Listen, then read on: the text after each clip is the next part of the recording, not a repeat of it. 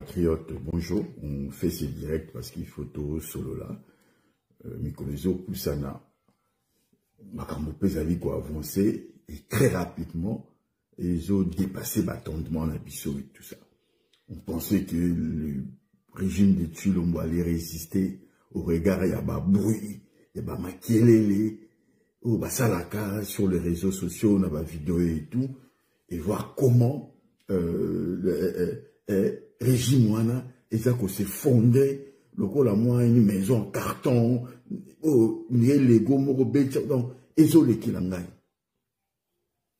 ezolekela biso mais en même temps ezo réconforter biso, c'est à dire que ba grimace Félix Abandel ko sala dépôt à côté na poste ezala la fois en opposition non armée non militaire na ba menace na ba diaspora na ba nini ebele ezali nonga mangungu mbwa kopa.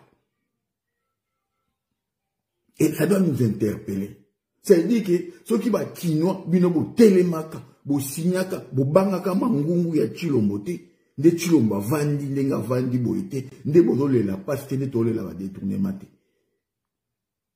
Et la conscience collective doit nous interpeller. On a eu ce qu'on a eu depuis que le Congo est allé comme chef d'État. Chacun gouvernait à sa sauce, à sa manière. Et nous avons vu des conséquences. Et aujourd'hui, au-delà de tout ce qu'on peut reprocher à nos prédécesseurs, naïe au dirigeant Moka. Mais la question, il y a tribalisme, la brutalité dans le discours politique. Tout ce cas, le monde a un mot, ni pas à Mobutu, ni pas à Kasavubu, ni pas à Mouzé, ni pas à Joseph Kabila. Cette brutalité, oh, il y a pas menace, il y a agressivité politique, il y a du rond dedans, à passer en force, de s'imposer en chef, en patron de la région, et pourtant, dans le fond, Oza n'a rien. Botala nenge goma ekoi. Selon ma information, Oza n'a ok, pratiquement plus de la moitié. Il y a arsenal militaire au Congo à déployer qui na Goma. Parce que Goma, c'est la ville symbolique. Donc la chute à Goma allait précipiter carrément effondrement et régime naïf. Alors il fallait mettre le moyen. Donc dans le Kivu, Nesika Tshilombo a tchaki ba moyen logistique pour qu'il y ait à se maintenir. Raison pour laquelle quand on parlait de Goma, il était sûr de lui que Goma est Kokoyate. À la fois il a pris des mercenaires, à la fois il a mis tous les moyens, toute l'énergie pour que Goma est Koyate. Parce que Goma symbolise la ville martyre. Goma symbolise tout ce qu'on a connu au Toebi, Nyamakambesela Mina Est. Alors il fallait qu'il protège Goma. Alors il fallait qu'il protège Nord Kivu. Symboliquement, le caractère symbolique pouvait aussi jouer son rôle. Et tout le monde était aussi au courant. Ceux qui Goma et quoi, na niveau diaspora, pays au Vanjo, et ko Pelamote, ko Zika. Et ko Inda, partout. La guerre sera populaire. Ils nous ont promis ça. Verrez la mobilisation du populisme dans le discours. Donc ça paniquait tout le monde. Ça paniquait tout le monde. C'est-à-dire que plus de la moitié, il y a arsenal militaire, il y a Tshilombo, et Tikali na Nord Kivu, et Tikali na Goma. Une bonne partie arsenal, et préparer à na Bukavu. C'est pour ça qu'il y a un peu de la résistance. Mais effet boomerang, oh et salami, il y a ba militaire, ba kimi, Goma, ba ye, Bukavu, effet boomerang wana, et souka na Kinshasa. Mouton bundaza sous tepe derrière minute que les a pété. Na Katanga Mobimba, il a peut-être protégé Lubumbashi. Même na Kolwezi et l'autre Zate. Donc, je vous dis que la libération, évadation des prisonniers précède la chute. Il y a régime, il y a province. Vous remarquerez partout, opposition militaire et Zokota, et vous allez toujours précédé par évasion, il y a des prisonniers. Donc, si il y a des prisonniers, bimi, kimi, il n'y a plus de régime. La fragilité à régime, on est là comme moko.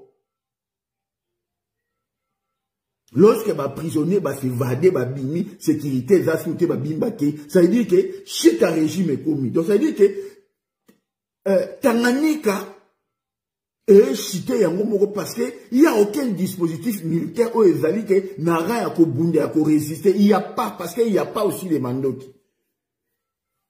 Le sac au maman père. Il n'y a pas.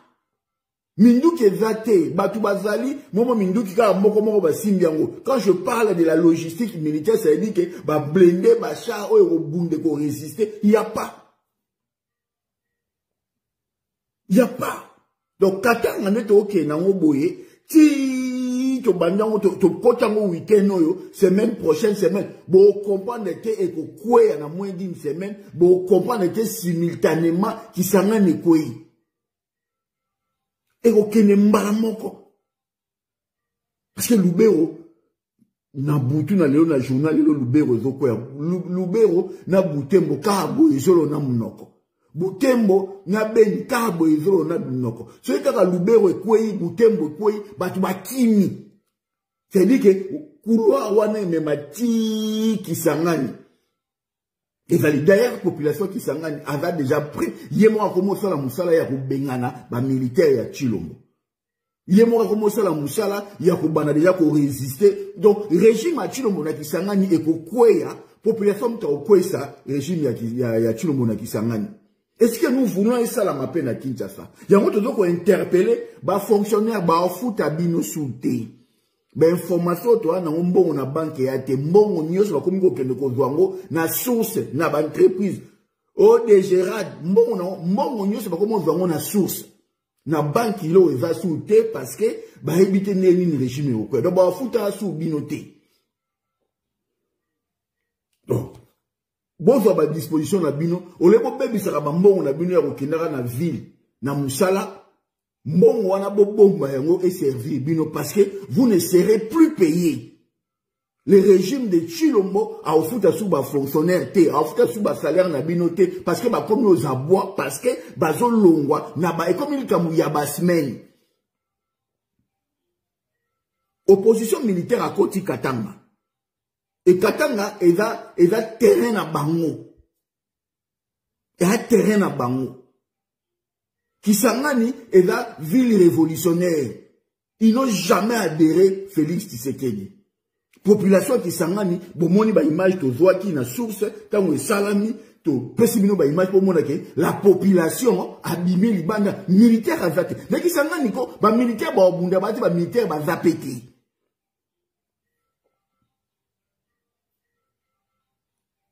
Maman Martha Sengi na mandeko a Kasai, bozonga na Kasai, bobima, bozonga na Kasai, ce n'est pas le moment parce que il y aura forcément des représailles, il y aura forcément des règlements de compte. Et pour éviter, il y aura des vie na pour na Chilombo. Pour ba associer na ba milice ya Chilombo, mi bimela, mi tia sécurité na yo. Nous avons vu au niveau de Belgique, à député d'origine congolaise de Vendu, qui travaille pour Chilombo na club presse et l'Union européenne, venir faire l'apologie, il y a accusation à la con et consort. Sans débat contradictoire. C'est parce qu'ils ont été payés pour faire ce qu'ils ont fait comme travail. Et ces gens-là, députés d'origine congolaise, il fallait pas na courage, hein. Il y a quoi affronter un débat contradictoire. On va leur montrer A plus B qu'ils roulent pour le régime de Chilombo. Et ce n'est pas profitable pour l'image du Congo. Et ce n'est pas profitable pour l'image des Congolais. Le débat était bas. Le débat était très partisan. Et dans la Gisèle Mandaï, là, et dans la Mouchebele, et dans l'autre député, là, qui tout le monde le connaît, est un député, c'était un ancien sénateur, il y a union sacrée, c'était un député, il y a union sacrée. Donc, autour d'une table, entre les députés, entre guillemets, censés défendre la Belgique d'abord, parce qu'ils sont des élus belges, tenir des propos qui déplacent la dimension politique, qui dépassent la dimension diplomatique pour manifester leur adhésion, l'apologie au régime de Tshilombo. Comment voulez-vous voir une députée comme Gisèle Mandaïla, Mouchebele, défendre un régime qui a instauré la peine de mort gratuitement comme ça parce qu'il fallait éliminer des adversaires? Comment Gisèle Mandaïla et Mouchebele peuvent soutenir un régime qui a voulu assassiner Jean-Jacques Wondo? Est-ce vraiment ces gens-là méritent d'être des députés? Comment voulez-vous? Comment justifierez-vous le comportement de Gisèle Mandaïla avec Mouchebele? Soutenir un régime qui a tué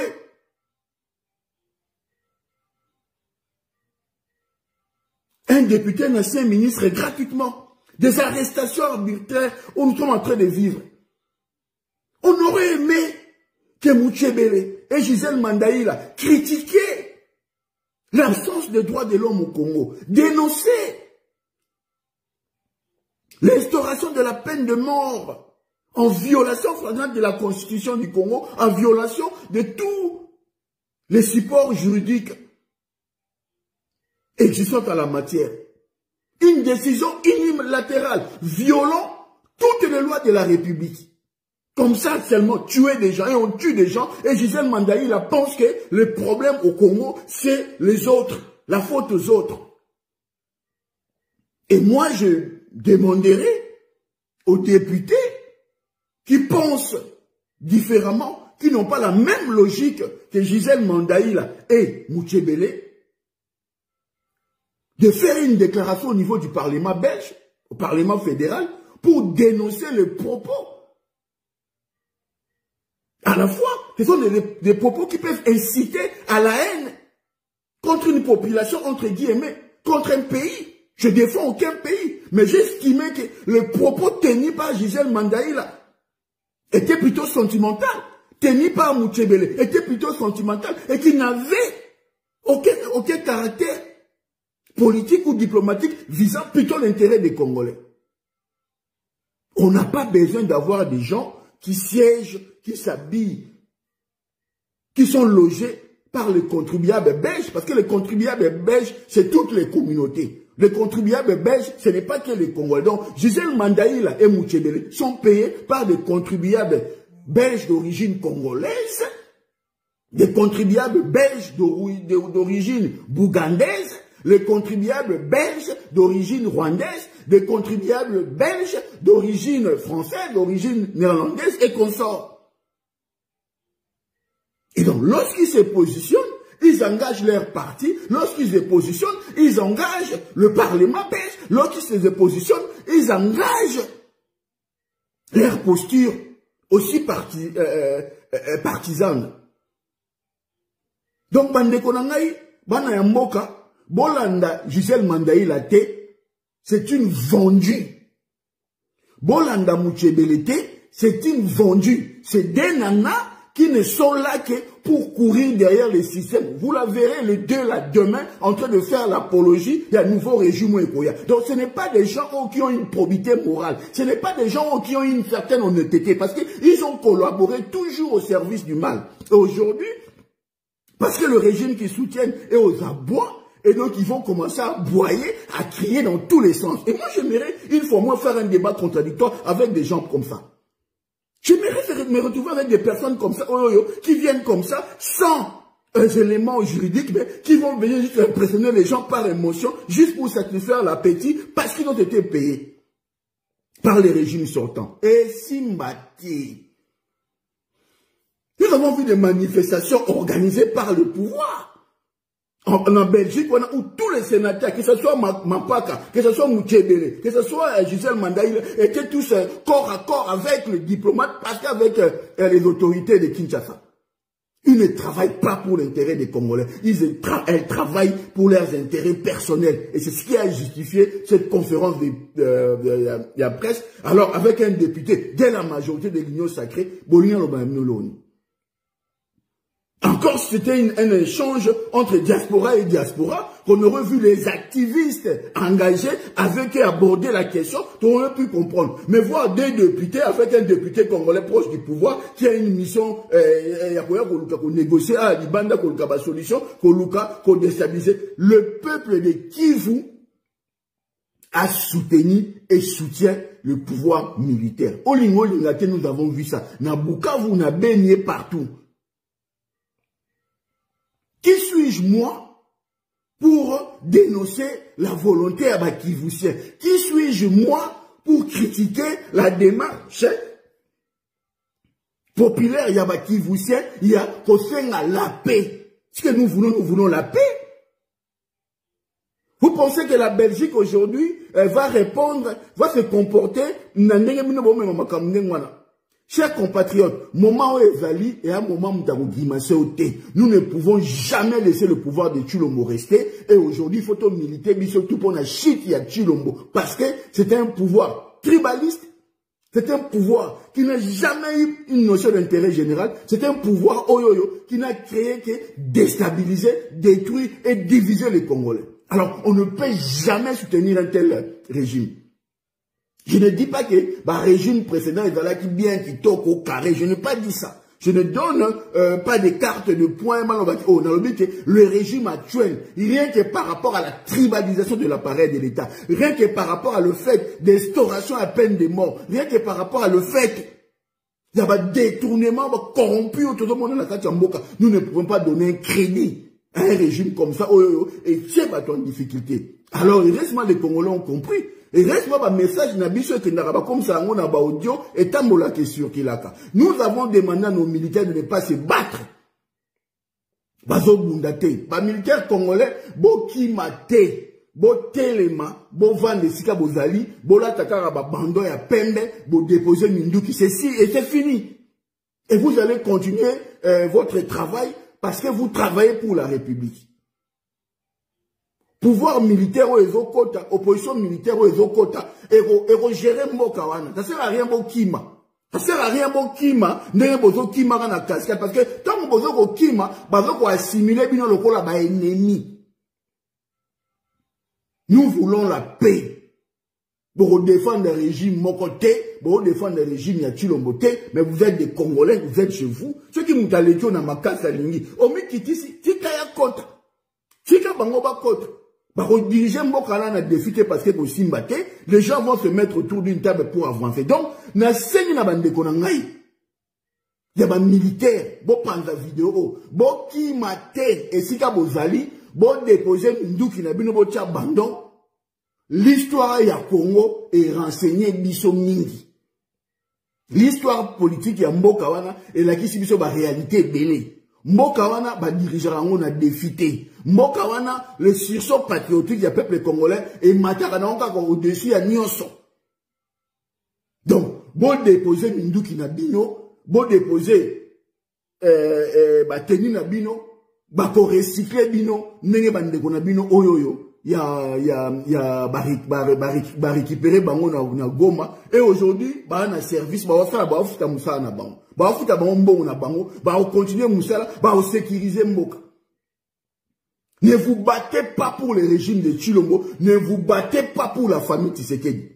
Famille wana ekolongwa, famille wana ekozala poursuivi na ba détournement nyonso oyo bazui toko se charger na yango bako eloko moko te oyo bango bazalaki na yango te avant 2018 ba otikala na yango après chute na bango.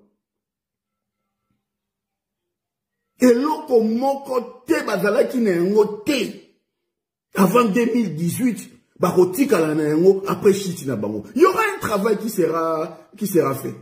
Il y aura un travail qui prendra peut-être du temps. Mais dans l'histoire ya mboka oyo toko lakisa que ba dirigeant mboka na défité.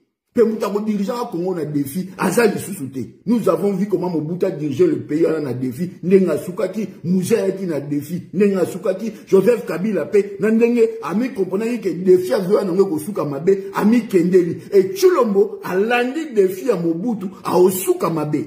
Il n'a que deux options, ya okima to ya kolala na Kinshasa. Mais les connaissants à okima Pour là, sous la cité de l'Oyate. À Okiba. Bah, on la quand ndenge ezokende. Tant bon, on a dans 20 semaines, 2 semaines, n'a pas fait 2 semaines, jusqu'à la fin du mois. Bon, on a dit les choses, vont bouger dans le niveau où vous comprenez. Pour ndenge katane goko yana ki sangani. A ozasu na chota Okiba. Parce que, niveau haut, tangani ezokota. Tout va avancer mouké, entre à Kassai. Donc, Kassai, qui ça bande de Bakei. Ça veut dire que, bah, Panzani, na Kassai eloko ezate. Na Kassai, mundu kezate, militaire azate. Na Bandundu, militaire azate. Ba Panzai ka mwa ba mindu kindamu na Kikwiti, na ba bani mwa ba Kenge, mwa ba ninu ebele. Militaire azate, ba char de combat ezate. Réponse ezate. Donc, à partir de Tanganyika, pour na kota ti Kassai, koya ti na point à Luano, il n'y aura pas de résistance, il n'y aura rien du tout. Il n'y a pas d'armement. Na Katanga, il n'y a pas, juste un peu dans Lubumbashi, avec les Sud-Africains, mais ça va vite être neutralisé parce que la population locale est hostile dans le régime Yachilombo. Et bastion et opposition, ultra, c'est le Katanga. Donc, Lubumbashi, ba Kolwezi, et au chité na seconde. Et qui s'en a mis le quoi ya yango moko. Population, yemo ka sa bimi, yemo ka zo bengana régime. Et c'est quelqu'un la population, tu sais, la population qui s'en a organisé yemoko, l'élection a désigné gouverneur na yé, y a peuple qui travailler na ba nouvelle force de côté na Kachamboka. Donc, bino moko population, bo banda ko bengana ba gouverneur na ba province na bino, bo banda ko bengana.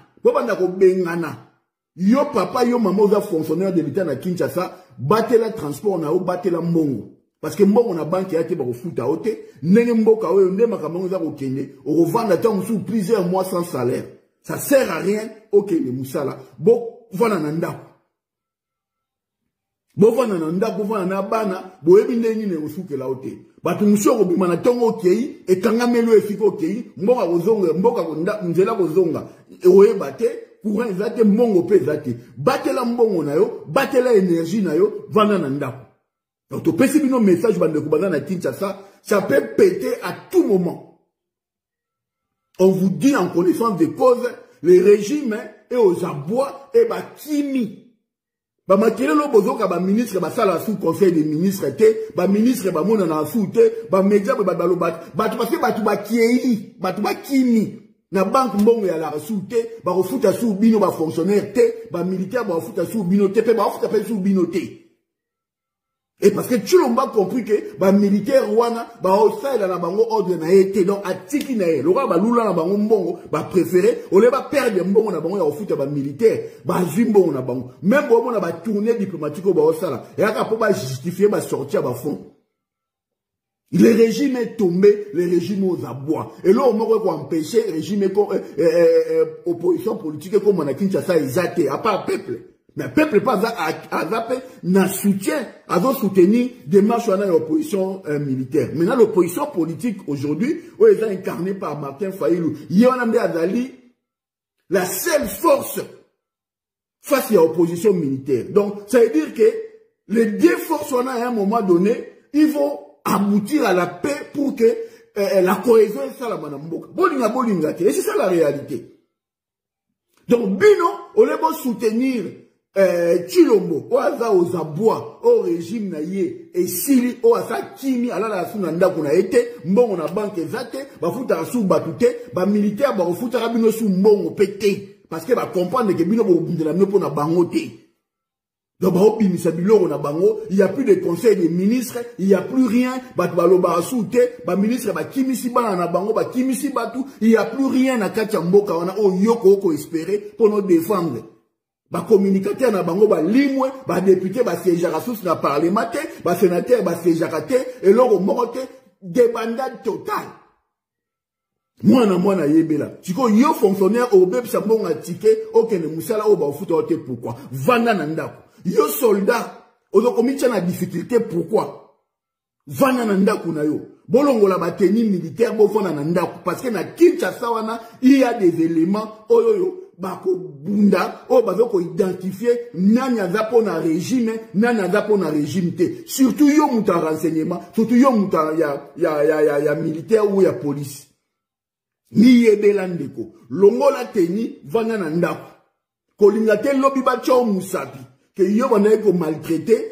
Ba manifestation au Martin Fola bande ko organiser kolinga te yo muta aner ba like ça musapi ke yo zaki muta aner ya régime ya Chilombo ozaki police ozaki militaire ya régime ya Chilombo c'est maintenant ou jamais bon comprendre que il faut bon se diluer na kati ya population bon longola ba tenue militaire bon longola nyo surtout o ezo sangisa bino na Chilombo bon tika régime et se fonder yango moko ba kende bango moko longola drapeau ya IDPS longola longi ya Chilombo na parti na yo joie leçon Gabriel Mokia a compris na siège na longoli ba effigie nyonso ataki ya Chilombo parce que boyina donc ça commence comme ça donc to senga na ba fonctionnaire yo za fonctionnaire longwa vana na ndaku na yo vela régime afike kota yo za militaire vana na ndaku na yo vela mibeko asika ba opesa yo. L'air est grave. Chilombo sa vu mbongo nyonso na banque, mbongo eza souté, basi ba ministre na basi ba zu mbongo nyonso, basi ba voiture ba traverser na yango, biloko ekeye kimi, bana bango ba kimisi bango, Assemblée nationale de Fejara souté, Sénat et Fejara souté, Conseil des ministres et ça la ma souté, Conseil de guerre, Conseil militaire et ça la ma souté, parce qu'elle n'a pas encore bon ba olia mbongo asuka. Ba olia mbongo asuka. Comment Brazzaville a rokanga frontière, a ofungule la frontière toki mokatisa. Parce que bino bo sali ba congolais à Brazza mabe, bo pandi ambassade na bango, bo pandi ndako ambassadeur, bo menacer bango dans tous les sens. Donc vous avez bienvenue na Congo Brazzaville. Donc vous n'avez pas d'autre solution que ya bino moko ya komi sukola maboko, bolongo la bateni. Bino bato bo zaki ko soutenir Chilombo na ba réseaux sociaux. Bo miyebela. Mutuna mutesiko zali miyebela ke régime komi na suka nini fona sala pona sauver pona ngai pona ko sauver pona yo sukola ka maboko na yo longola teni ko kenda ka susu musala te batela mbongo na o ya transport parce que ba o futa ka susu binoté. Je vous dis on ne paye personne ba militaire ba kena na front na est kuna bangwana ba kimi parce que ba futa ka bangote balala ranzala. Ba ope bazan na katanga, ba ofuta pe bangote. Tu le ba futa sou mutute, il a compris que le régime aux abois c'est fini, le régime est tombé. Alors bon za ba leçon na bino. Population zala maele, ba exploiter binoté. Vous avez un problème, n'a peuple rwandais, toi, à vivre en Congo. Il y a un problème, certes, entre le gouvernement, mais ça peut être organisé et discuté entre le gouvernement. La population locale, pauvre citoyen rwandais, poni Congo comme patrie na bango, banana na congolaise, na congolais, vanda ka bazana problème te, botika bango, parce que, biso mutoko futa po cassé. Donc il faut dissocier entre ce qui est d'ordre militaire et ce qui est d'ordre civil. Ça prend à des pauvres citoyens et comme il et d'ailleurs, le passé, ils ont renseigné mouvement militaire, na Kinshasa. Na Kinshasa et aux abandés, on a mis au Congolais. Kebele, bino bozo kanga, bozo boma à tort. Ce sont vos pauvres Congolais, kaka parce que baloba Swahili. Swahili yali monka balang na biso na Congo. Toza na Kikongo, toza na Chiluba, toza na Lingala, toza na Swahili. Boko tanaje ya pouvoir te. Pouvoir aza kolinga a créer guerre civile ou ko permettre à gagner temps parce que dans la place ok na exil te. Boko tanabaje wana te. To sengi na bino bana kin bozala na respect, bozala na bolingo bozala kanango, na hospitalité bozala kanango. Ndeko ya Kivu, ndeko ya Katanga, Moussouaïli, il est chez lui. Partout efficace dans la Gali congolais. Beaucoup t'en a géré à régime te, beaucoup t'en a géré à pouvoir te, balingi va créer psychose moroboé, y'a ko pousser batou, banda ko bomana entre bango na bango. Le régime est aux abois, basi ba kimi, bana bango ba kimi, maman na bango ba kimi. Kozala zoba te, kozala dendo ya farce te, kozala mouto te, oya kosala sale boulot, bêtement et na sima, kozala ana ke pour plaire. Barada eza partout na Kinshasa. On suit les faits et gestes à Chilombo, ya Batounaye. On suit les faits et gestes à sorti à fond, ya Nyonso. On suit les faits et gestes. Ya Makamu Nyonso tout. Mwana yebela. Yebela, au liambo nga pouvoir te. Quand on appelle Mouto, ba exploiter, ote na nenga bojo, ba na bon tabate. Le régime aux abois, le régime est tombé. Chilombo c'est fini, bon on a banque zate, basi bazu nyonso. Basi bazu nyonso. Bon comme on a botika la la seule solution, il y a aussi la pillage et l'homme sous botika na ngozate. Car la minute ba prisonnier ba bobima. Et tant que ba prisonnier ba bobima, bon comprendre que le régime est tombé. Na expliqué dans les bandelités, la chute du régime est précédée par évasion à bas prisonnier. Donc ceux qui va prisonnier va bimika boka et non va bouki makala, tu vas bouki dolo. Bon comprendre que le régime est quoi? Allez, pillage et banimba la mort, on est ressemble partout. Donc il faut procéder comme ça avant la chute. Bah élément où on que le régime est tombé, le régime est quoi? Bah opposition est commis na souka ba koti. Bokoye bango par libération ba prisonnier et puis bon sentir bino moko be pepe moko ya pillage et côté la bino après mbala moko régime aussi là parce que bitumbe zake bitumbe ozalate bitumbe ozalate parce que mutaro bundela régime ya Tshilombo zake.